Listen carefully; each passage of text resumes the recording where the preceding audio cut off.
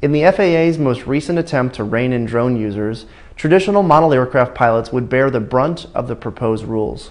We all recognize the effect of modern consumer drones. The widespread use of camera-based quadcopter drones by casual consumers has proven harmful in rare cases, from closing airports to grounding planes fighting forest fires. The need for accountability of these drones is apparent and welcomed by their industry leaders. We don't fly to capture a rare and potentially dangerous perspective from a drone in hopes of creating a viral video. We fly our models for the enjoyment of flying itself. While drone users have caused a blowback of recent legislation and regulations, the FAA notice of proposed rulemaking for remote identification and unmanned aircraft systems centers around giving law enforcement tools to hold drone users accountable for illegal activities. But unlike consumer drones, traditional RC aircraft are highly modular and continually being altered by modelers.